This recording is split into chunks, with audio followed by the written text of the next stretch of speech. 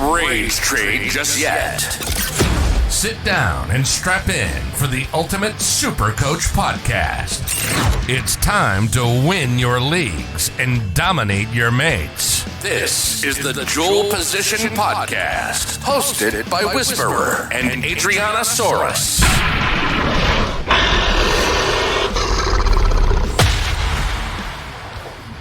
Took the weekend off. We're recharged. We're ready to go because we're going to talk about the Parramatta Eels today, Ado. A side that's, got as close as you could get without winning the title, but it's been a long time between drinks for the Parramatta Eels. Had a few key losses, a few key inclusions, but I think it's going to be a really interesting year. I do see slight regression, and I've got them coming in 8th personally, just sneaking into the top 4. You are in 7th, so one spot slightly higher, but I think we're both of similar mindset. A slight regression, but overall still a very, very quality side.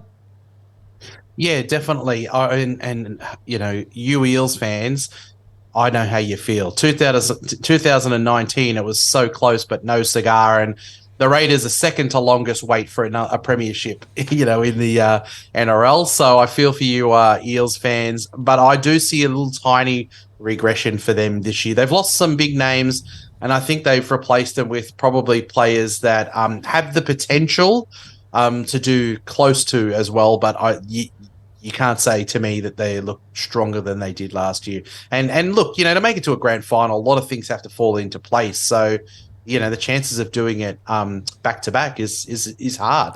Now, when we did the Bulldogs preview, you weren't a huge fan of Reid Marnie just in general.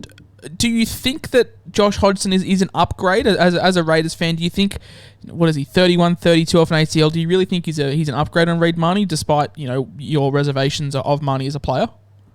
No, I don't think it's an upgrade.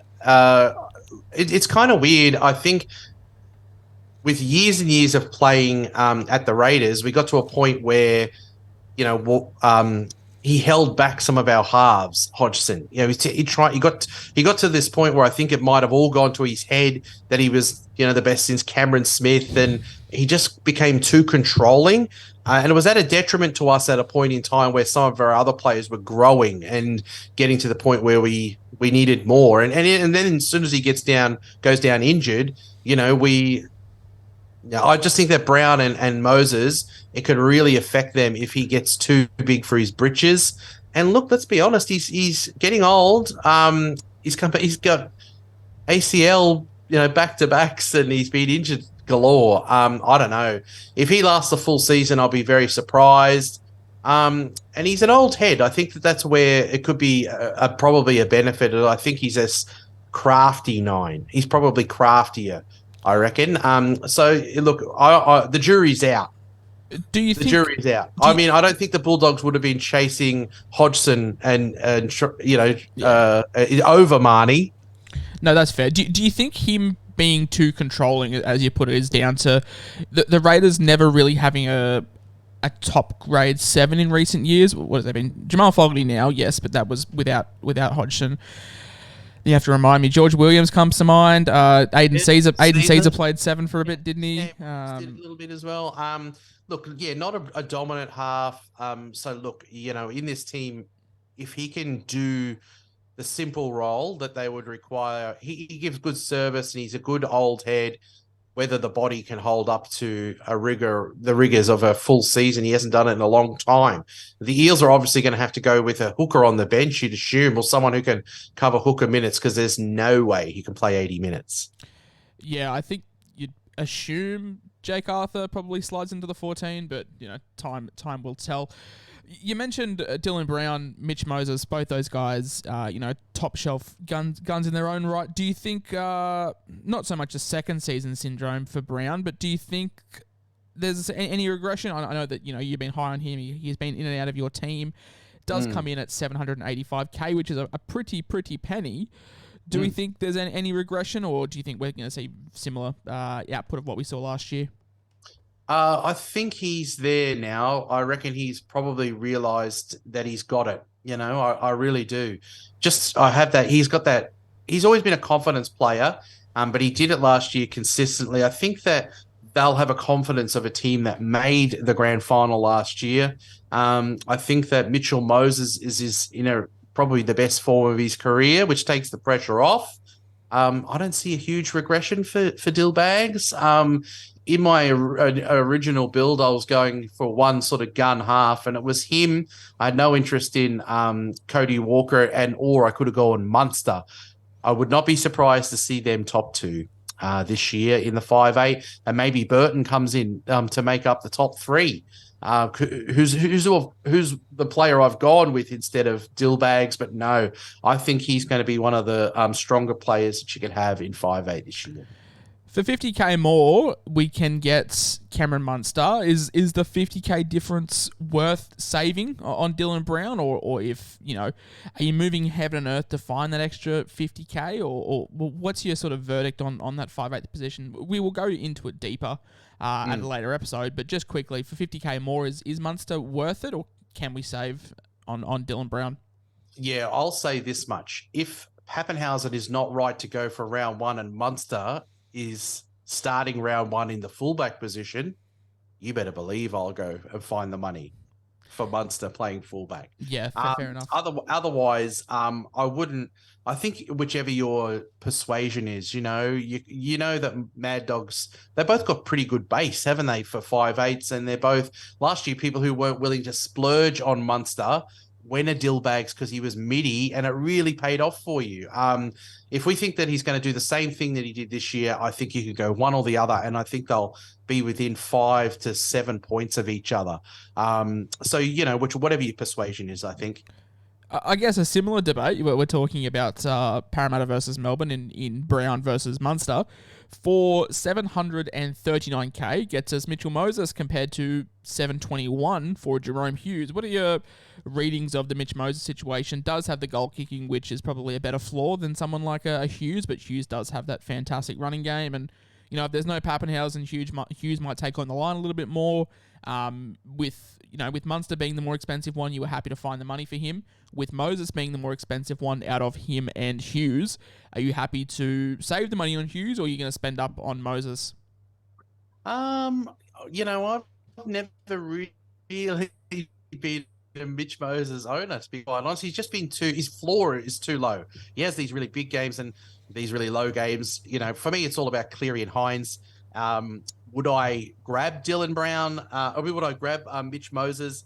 I don't think I would to start. I think he's probably priced at a maximum, but I think he is in the best form of his career. So, and Jerome Hughes is a bit like that as well. Some games he sort of, doesn't light it up, and he'll get his average to a good average on those games where he goes massive. So there'll be times that you love Mitch Moses, and that you love Jerome Hughes, but there'll be times where you'll be quite disappointed. That won't happen with Hines and Cleary. Yeah, with Mitch Moses, the typical statement is him being a flat track bully. I think if you are going against Hines or Cleary, I think a really good roulette is Sam Walker. I believe it's up until round 5, and then you transfer into Mitch Moses. I think from there they have a really good run souths into Parramatta. And then if you want to downgrade and pick up Hines after Origin, that's probably your best bet moving forward. But yeah, it depends on whether you're going to go Hines or Cleary, if you're going to pair them both up. The next man, you've got Sean Lane, as a gun here as well. Look, a really, really great breakout year for him. Has always shown flashes of brilliance, but never really put it together consistently. Last year, fantastic. This year comes in at 724k. No Isaiah Papali'i competing on the right-hand side for touches. Brown, obviously impacted Lane. And if you're a Brown disbeliever, if you believe that Brown's going to regress this year, you would expect Sean Lane to also downgrade in that sense. But, what are your initial thoughts? Because he was very similar to Hodgson Young, who we touched on a couple of episodes back, attacking-minded back rowers, whose base probably isn't up there with the elite guys, but, very good with the ball in hand. Yeah, he's kind of in the same, I would not put him in the category of a Murray or an Angus Crichton, but he's in the same mold as like a Fafita or a Homoli, and you've got a Sean Lane. I just think you had two absolute weapon targets, left and right in IPAP.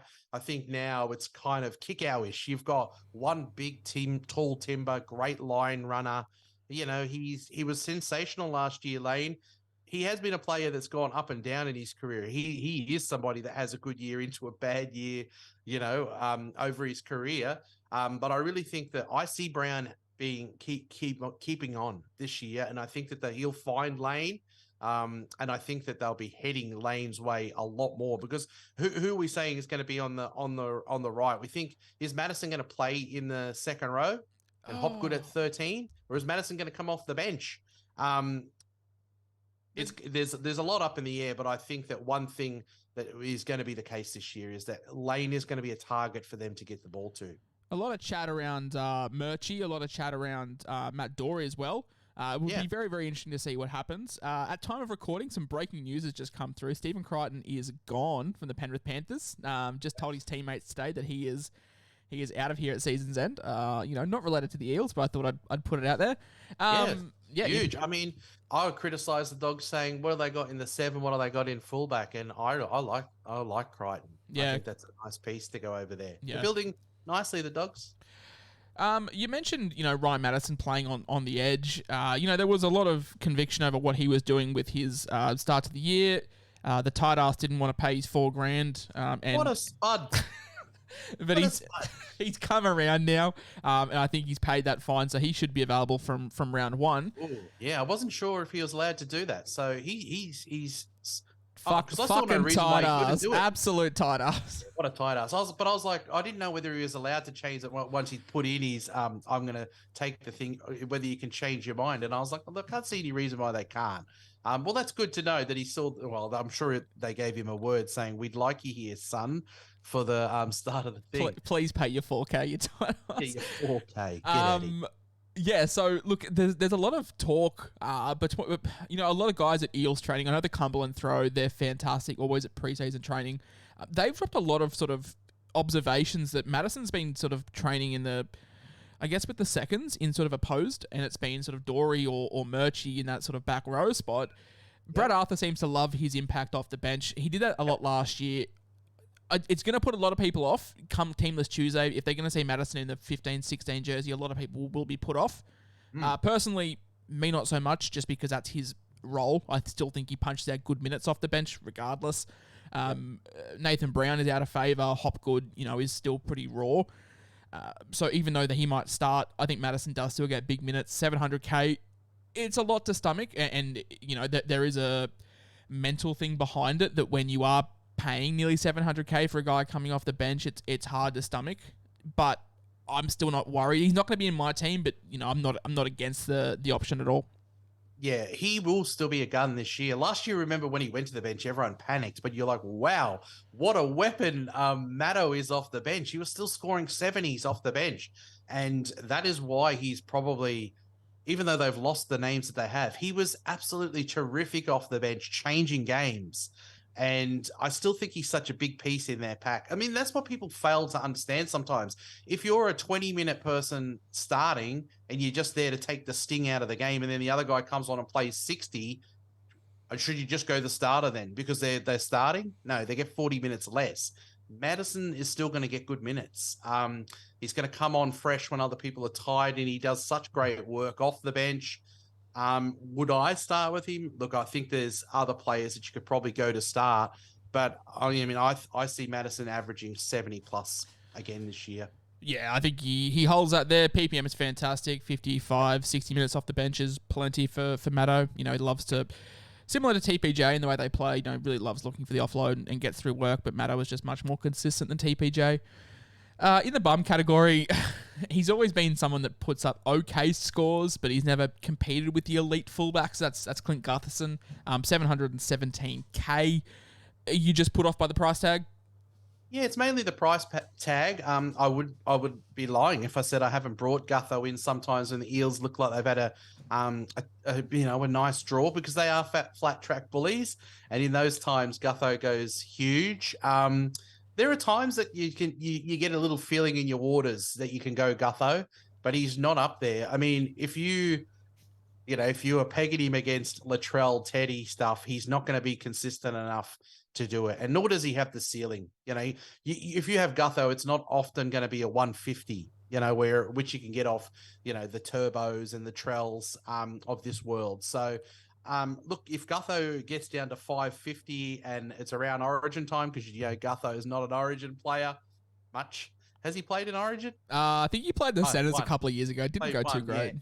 But he's not going into Origin this year unless they have 100 injuries. So that might be your time where he's lost a bunch of money. But he actually had a pretty tidy year last year. Obviously, the team made the grand final, so they were all clicking and it was going well.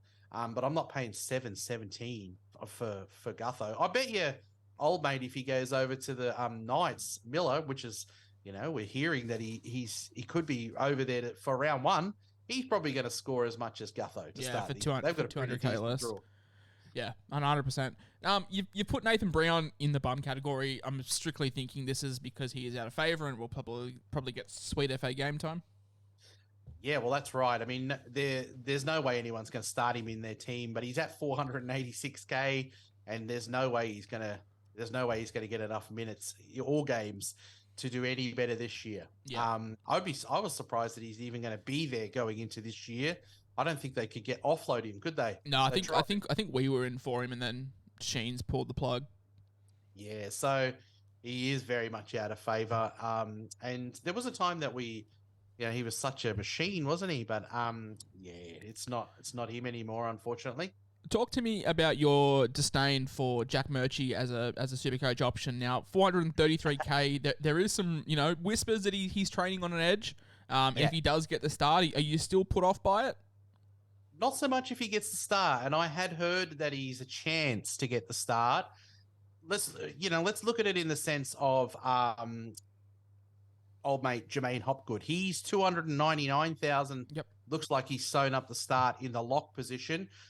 If he comes in and starts in the second row, Matto's going to probably come in and command pretty decent minutes off the bench.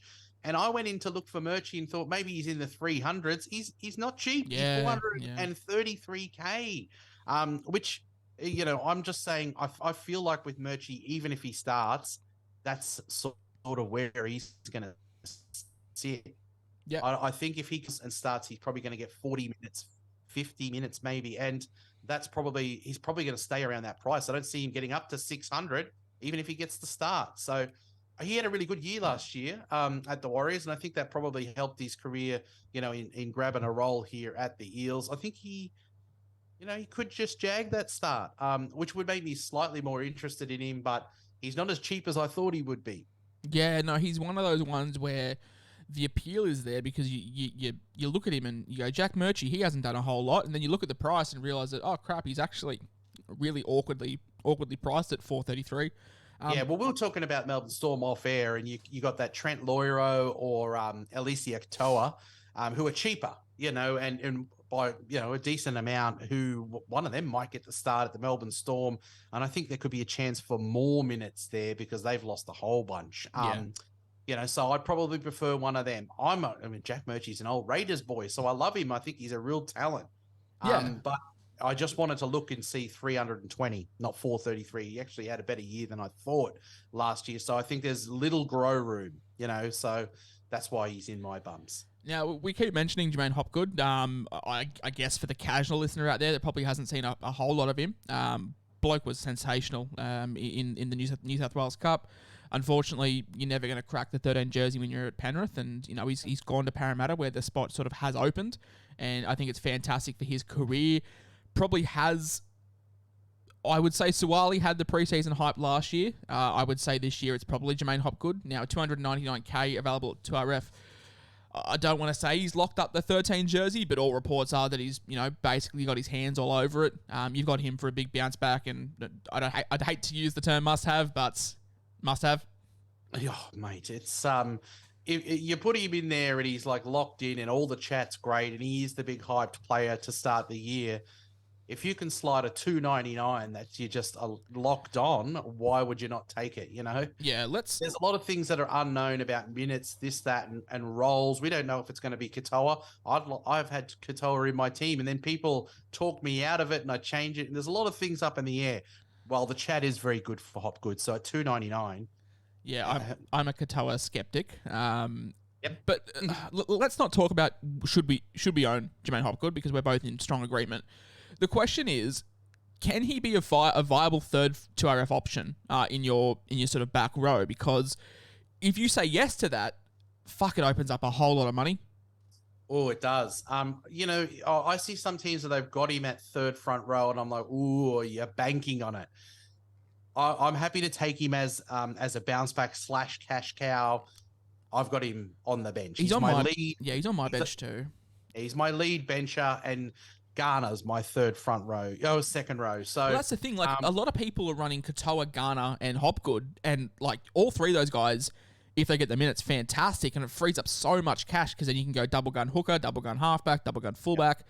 But it's a big risk, because if Hopgood only plays 40 minutes, he's still going to make money, but then he doesn't become a reliable playing option.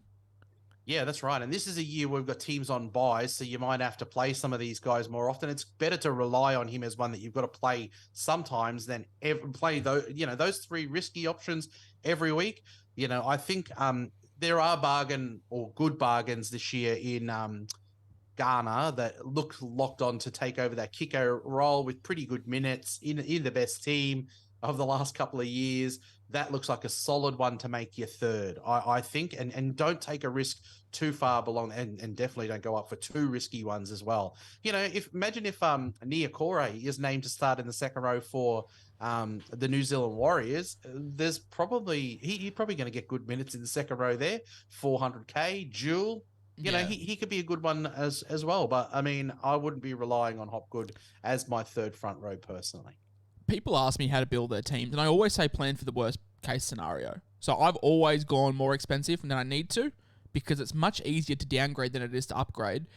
If you get Hopgood as your third 2RF, and round one comes and he plays 45 minutes and punches out 45 points, cool, but it's not ideal. So I like planning for him to be my sort of first cab off the rank if I ever need him, and going from there. But look, it's a ballsy play to start him, but it could pay off, because it frees up. Like, for example, myself, I've got Adam Elliott in my side. For him to Hopgood is 300k.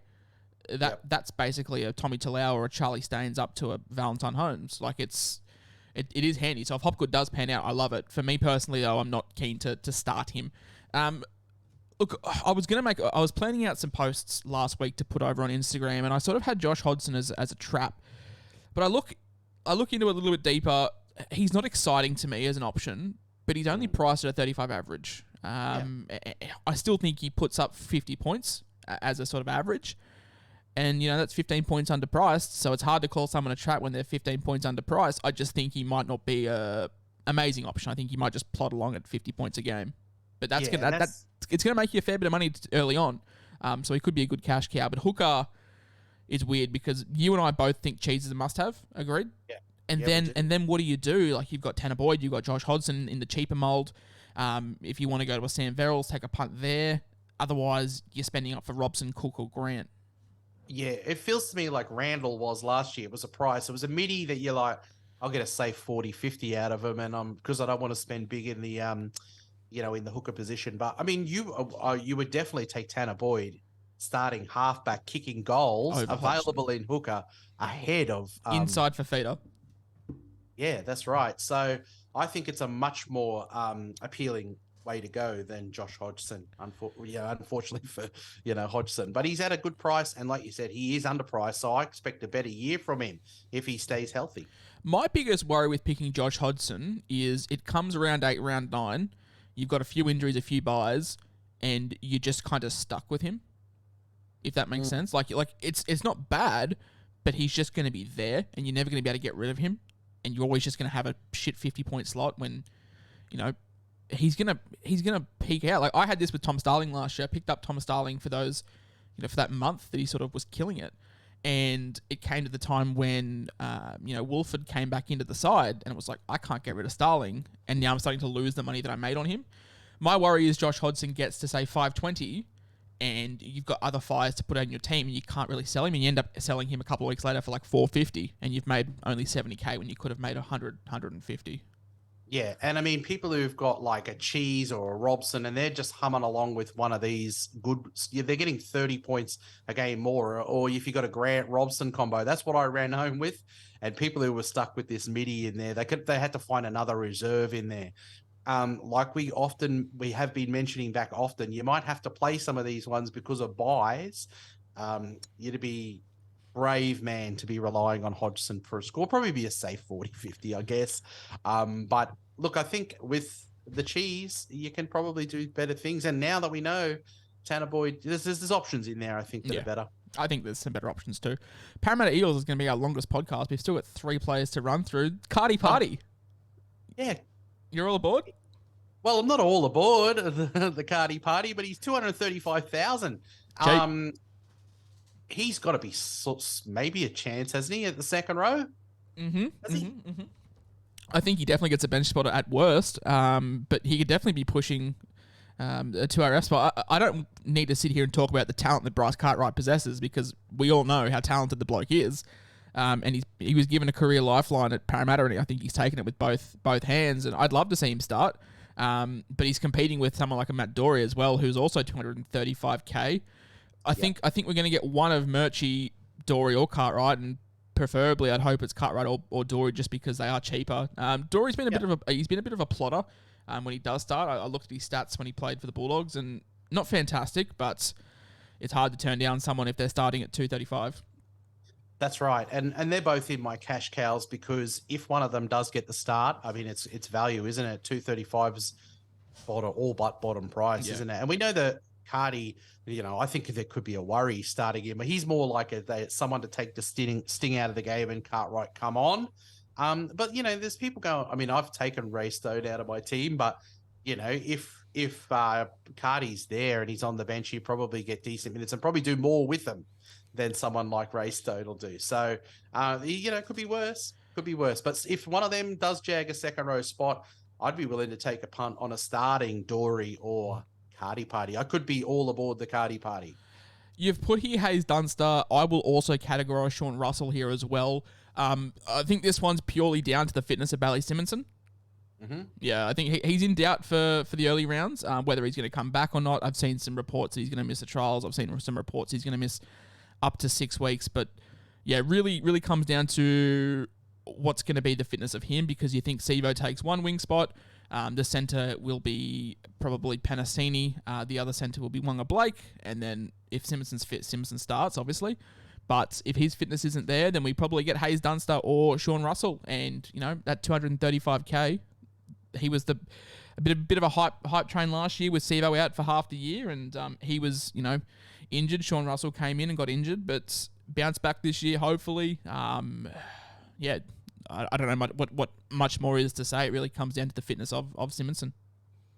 It does, and if the mail is good, then it's going to be a little while. And Dunster starts, you don't look a gift horse in the mouth. You take the 235 centre winger. So he's in my team currently. Also in my team. That's going to wrap up the Parramatta Eels preview. Tomorrow, I reckon we tackle the Dolphins. My favourite place to visit on holidays is up in Queensland. The nothing Dolphins. A few good options, and I've actually got 2 Dolphins in my starting team right now. I think you do as well. So we'll definitely chat about those guys tomorrow. But for now, thanks so much for sticking by us. We had the weekend off. Ado was on the margaritas. I was just chilling out, and we'll be back with daily uploads. We've got a couple more teams left, and then moving forward, we're going to do the position breakdown. These ones will, I reckon, Ado, I'd be surprised if these are less than an hour and a half, the position breakdowns, because there's going to be a lot to talk about. Yep. Well, I mean, you were just telling me you're off Nanai, so we'll argue about that for ages when we talk second row, and they'll probably take up a fair bit of time. Oh, second row, I reckon we could do 3 or 4 podcasts. I'll give a quick plug. I did an NRL fantasy content with Jamie, and he was asking for some Supercoach advice and sort of the prospects of how to build a Supercoach team. And my 2RF section was, 3 or 4 times longer than everything else, just because there's so many strategies. We've already touched on it today. You can go really cheap with Katoa, Garner, and Hopgood, or you can spend up. I think I've got Murray for feeder in my 2RF with Adam Elliott. So you really toss and turn as to what you've got. But yeah, very keen for the position breakdowns. We've got a couple more teams to preview. I think we have done 9 now, I want to say. So just over halfway. But mate, thanks so much. We'll be back to do it all again tomorrow. Looking forward to it. Thanks, guys. Thanks, guys.